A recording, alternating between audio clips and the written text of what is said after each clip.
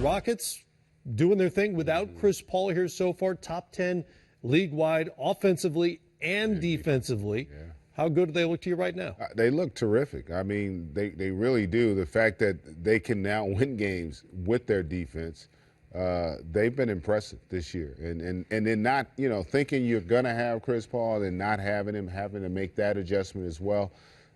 James Harden continues to prove that he is one of the very best in our league, and they are going to be a legitimate contender, I think, in that Western Conference.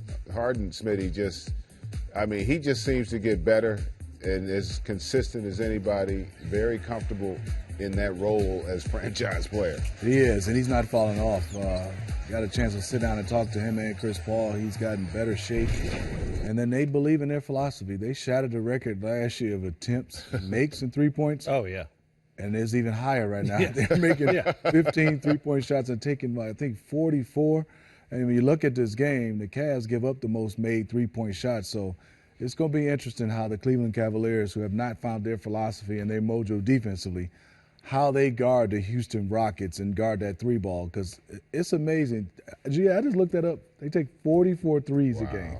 It's crazy. That's a lot of threes, yeah. and they're comfortable doing it. And the player I will say that I really love what he's doing is Eric Gordon. He was a sixth man, and he's put in that starting role right now, still playing at a high level. He's been really good. You've also got two players in this game with 50-point games over the last week. Harden had his 56-point game on Sunday, just a couple of days after LeBron James went for 57.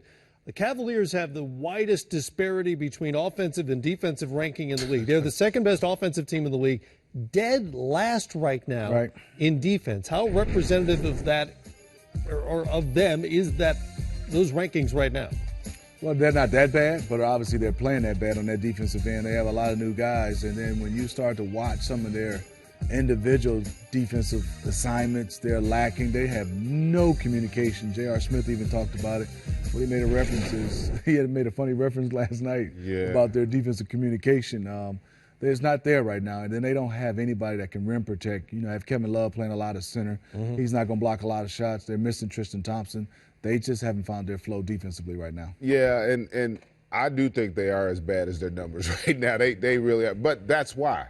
And those are things that they'll improve upon with time, but it's going to take time. I mean, people don't really appreciate that lack of training camp. When you got 7, 8 new guys, new terminology, new system, new role, they're out there right now reacting and thinking. And as an athlete, you got to play off of instincts and habits. And they haven't been able to create good instincts or habits early in the season. And until they're able to do that, that defensive side is going to be a struggle. So considering those habits and the results so far, what are they in for taking on the Rockets who throw as much at you as anybody? Well, yeah, but you just said it. They're second. It ain't like Cleveland is chopped liver offensively. Yeah. Like Cleveland's not going to be uncomfortable scoring the basketball.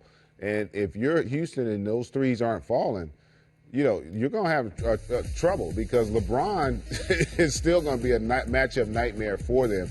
He's going to still be able to create a lot of great opportunities for his teammates in this game. Remember, Kevin Love coming off a monster game last night. He had 32 and 16, only his second 30 and 15 game in a Cavs uniform. So they do have the firepower to score. It's just, can they sustain the defensive end, which they haven't been able to. But it's going to be a good old-fashioned shootout. That's what's going to happen. We talk about the Rockets' defense, but you have Kevin Love at the 5, and you have LeBron James coming at you at 100 miles per hour. The assignment has to be, obviously, Ariza's, but the back line is who for the Rockets? I mean, if you have Clint Capella got to stand there with Love, there's not a lot of guys that look at the Rockets willing to stop that train. And that train is pretty good. And I look at the way J.R. Smith played, and I think the way Shumpert brought them energy, they might have found their rhythm offensively and then a little bit more defensively. And Derrick Rose, give him credit. He's played well so far for the Cleveland Cavaliers. J.R. Smith had 20 on Tuesday night, finally broke out of his what's really been a season-long slump so far. What a bizarro set of circumstances here. We're talking about the Rockets as a defensive power here. Yes. Mike D'Antoni don't know what's going on right now. He's probably confused. And the Cavaliers dead last defensively. I don't know what's going on. No. Things it's November. Changed. That's what's November, going on. Yeah. Yeah.